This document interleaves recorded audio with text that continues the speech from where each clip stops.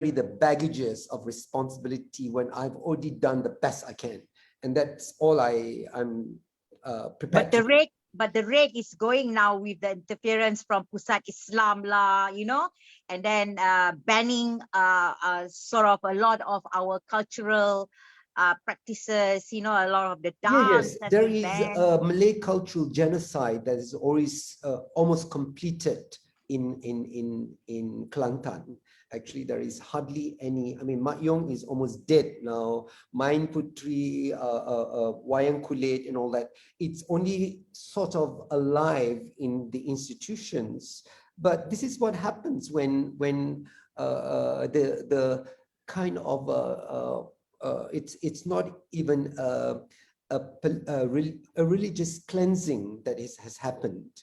To the Wahhabis and the Salafis kind of point of view, and a whole library of wonderful things in Malay culture is gone.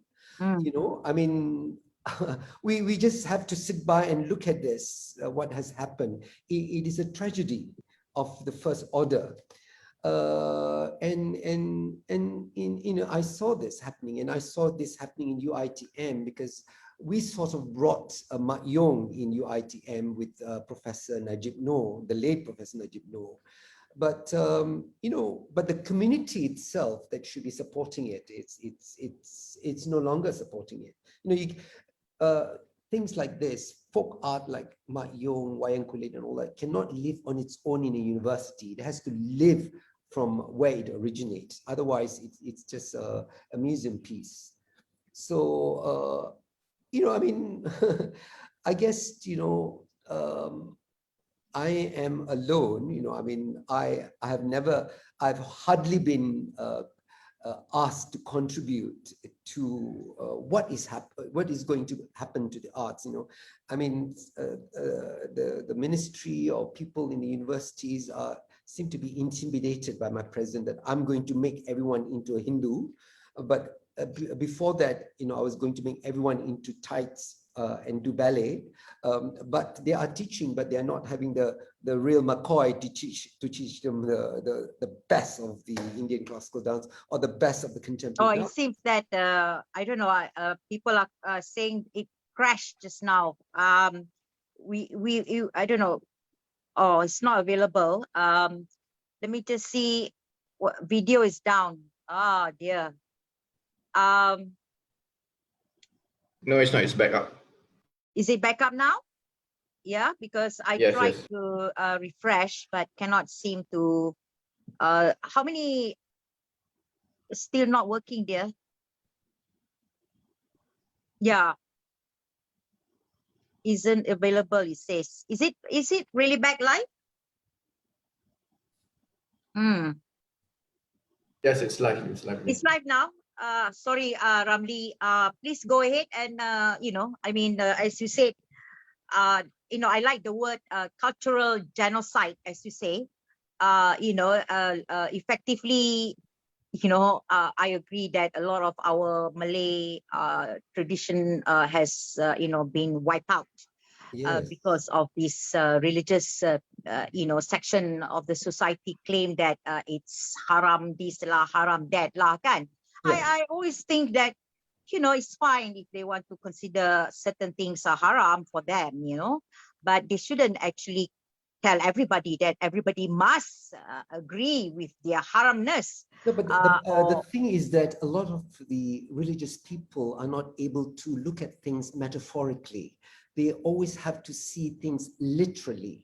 So, you know, I did my Fulbright work on shamanism, basically looking at traditional psychotherapy healing and looking at, say, the Mat Yong and how the concept of Dewa Muda and Dewa Pecil is important in the healing of the psyche of the people. I mean, this is actually correlated with the genetic karma of you know, of a bunch of people. You know, I mean, the extroverted are more towards they were Muda, and the more introverted to the Dewa Pece. But the interesting thing about Dewa Pece or Dewa Terpencil is that when he leaves, the place becomes bereft of creativity. And this is what happens metaphorically in Kelantan. And when the Mak and the Wayang Kulit and the Menorah is banned, the place is bereft of this soul and creativity. So it is really life imitating art. And it's interesting to see this happening in many of the places where the Malays then loses its sense of identity, lose the sense of its joie, the joy of living, because they have forgo the very thing that is important, which is their art form, which is mirroring their soul. So this is an interesting observation on my part, where I said that the Malay cultural genocide is almost complete. Yes, and that's so sad. I mean, very sad. Very, very sad. We are losing our culture. Not losing, we probably lost already our culture. Due to this control by this political people, and then endorsed by our authorities and government. This is a problem. Another question, it's quite important as well. What do we say to the moderate Malays? I don't know whether that is moderate or, things like this, but who are hiding and not saying anything with what is happening around them, So what do we say to these people? I mean, we know a lot of them, and some of you are listening, I know. And I have berated many of my Malay friends who are sharing the same thinking like us, but don't dare to come out, don't dare to say anything because, I got a job with the government. I need to think of my period nasi, Yes. I don't want to be bombarded with all these attacks from this group of troopers, cyber troopers, Malays, and I said, to me, I get that all the time, right? To be honest. And if we all think like that, Malaysia is going to go downhill. Malaysia will be gone, and this is why I'm super excited. People like Ramli, and we need more of the world in the arts world, the actress, the actor, they're having a lot of problems, but they don't actually dare to speak up as well. They do speak up, Siti, but they do feel that their voice is helpless, that they cannot make that difference. They cannot kind of also attach to any leadership at the moment that can champion what unfortunately, they can't. Well, this is it, Ramli. You are the champion for the arts world. You can speak up for not just your career, but also for others. And I'm sure the artists and the in this country are crying out, for the limiting things they can do. So I hope that more section of the society, not just the art world, but also in every section, even the farmers, even if they feel that their lives are being affected by this control, speak up, I mean, do not stay quiet, because being quiet means you are consenting to what they are doing. The So public voice has got to be stronger. That's very true. Yeah. And I disagree that only the Malays can change this. No, the Malaysians can change this, not just the Malays. As long you are Malaysians, you can change. Actually, one of the reasons why I accepted this is because there has been such an incredible public support of the platform, that the message that we need to change the scenario of the education system, because people are worried that the education system are not producing the kind of thinking citizen, rakyat, as what it should be. I mean, we are dropping down, all the universities are dropping down in terms of their rating. Can I weigh in on this one? Yeah, Prof, go ahead. If you tell the Malays that the MAJU is important, the wayang kulit is important, they don't know where to place it, the so-called modern Malays now. For them, it's about, you know, the ustaz say this is wrong because you talk about Dewa and all this thing, and it's not about God, blah, blah, blah, and things like that. And you can go on and on to talk about, you know, the Malays were once Hindus, and then they were part of a great civilization. They all look upon this as a cleansing. Okay, once Malays were sesat, now Malays are on the right track. So this is the narrative that is going on. Yes. My contention or my solution is a bit different. My solution lies in two things. What is critical thinking? That's number one, that we must, because there we can actually debate. Number one. The other thing is that Ramli and Siti, these people don't know enough Islam. Very basic. You don't know enough Islam. I have read so much to the point that I can accept a lot of things. Why can I accept a lot of things? Because I have read so much, thought so much, you know, and read meaning reading scripture. If you read, history of Islam, then you will find a lot of things that so-called that you cannot do now, like all this wayang kulit thing, was already done, you know, in the illumination. And things like that. The whole history of Islamic art is out there. But do you know these things? And this is the issue here. When you put in muftis who only have some sort of a degree, and then they don't have PhDs, as well as they don't have something like art as a part of their study, or something like architecture as part of another study, then that's the problem.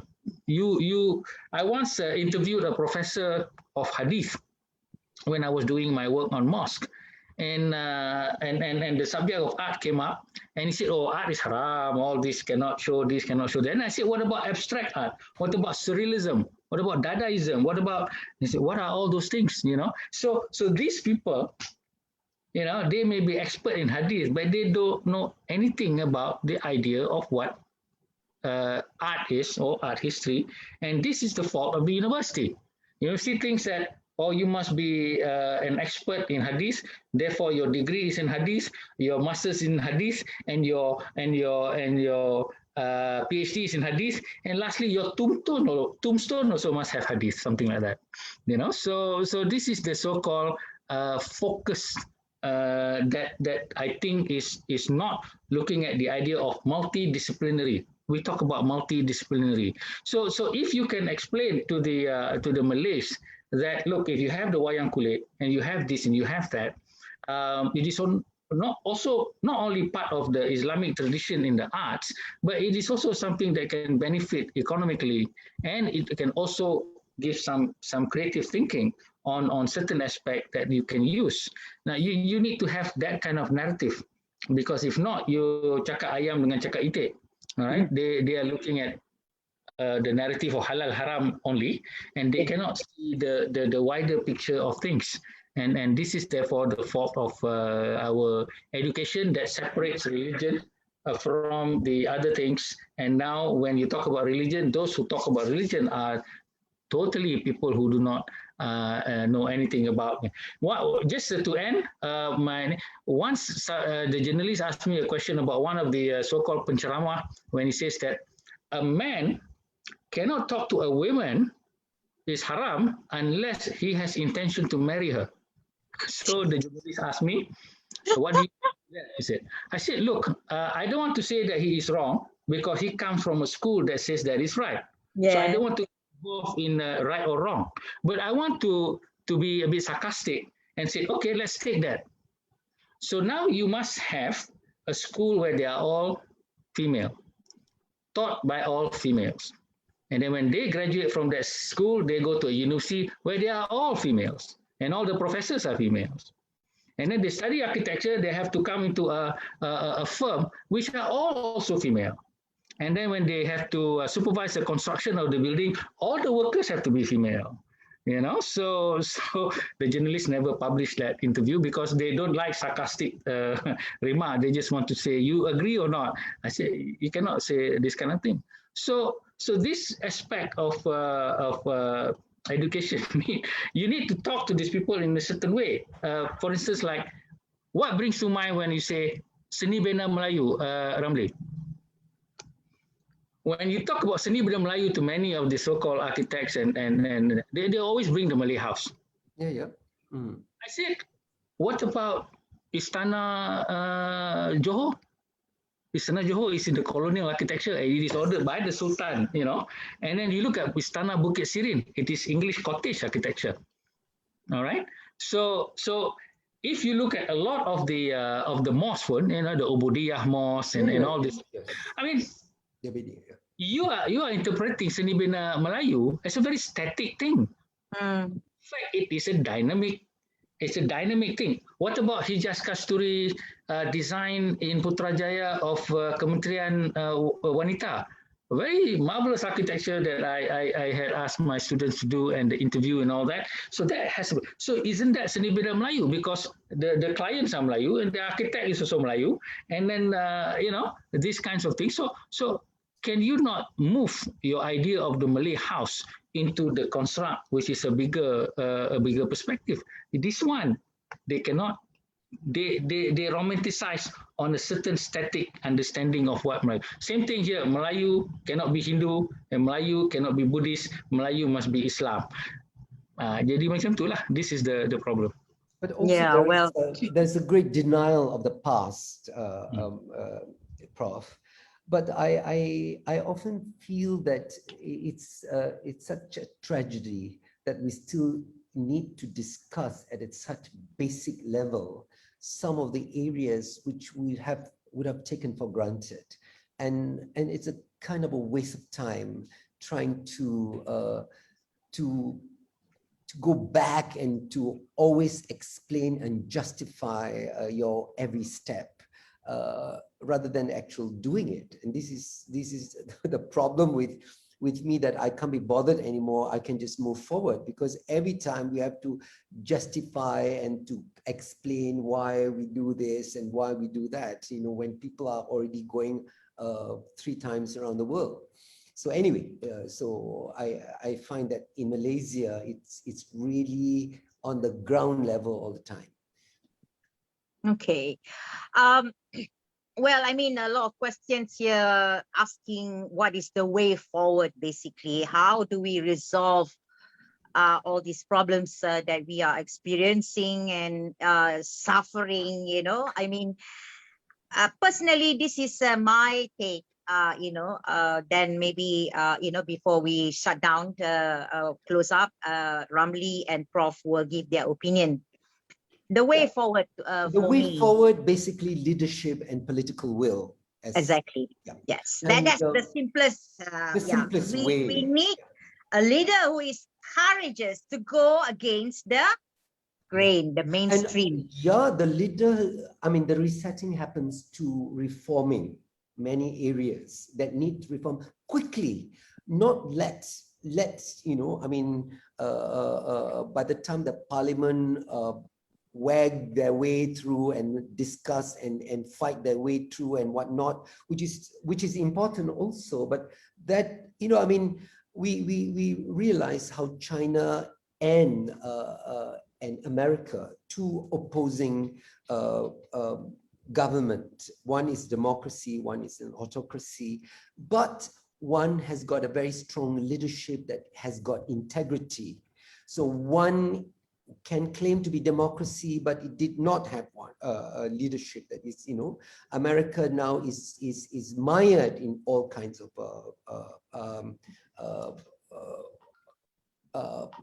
questionable practices. So I think integrity is also very important in that leadership. You can be very, very intelligent, you can be very smart, but if you don't have integrity, then forget it.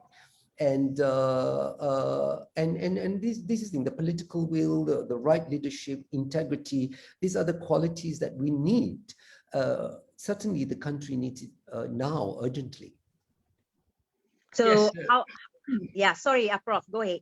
Yes, mine is a bit simpler. You take out all the vice chancellors who have the degree in science and put then those who are in the arts, because in the arts the education is broader and it is also inclusive of technology.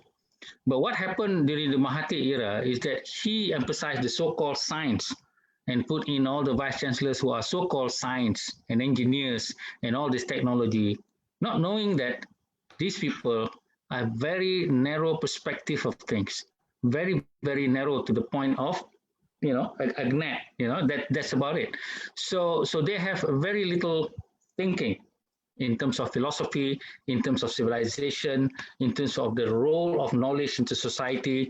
They are looking at microscopic things, and that's why they deal with numbers.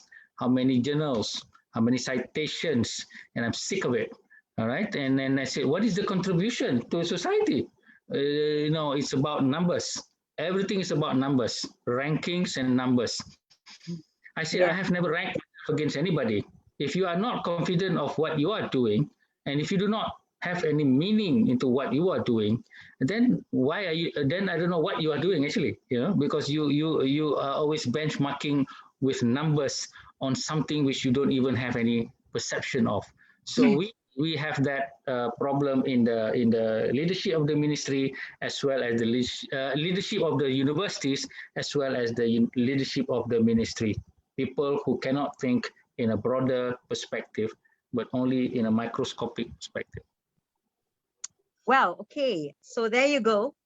We have the closing speech from both of our excellent panelists. Yeah, I mean, I'm so happy that you guys came on board. It's a very important time to talk about this. It is important that we need to speak up about these so-called sensitive issues. To me, it's not sensitive at all. It is about the future of Malaysia. If they can do, things like, if these religious people seem to think that they can interfere into our education, the way how it's been constructed and what they can do or not, it will become a massive problem in the future. It is happening now. And how do we resolve this? As I said earlier as well, we need, and even Ramli said, we need strong leadership. Okay. And how do we get to the strong leadership? Put the right people in government. Don't look at parties. You look at the person. Yeah. You look at the person, whether they uphold all your values that you want for Malaysia. If they do, then elect, no matter who they are. Even if that person is from PAS or Amanah, if they share the same value with you, then, do elect people, good people into parliament. That's the only way to change.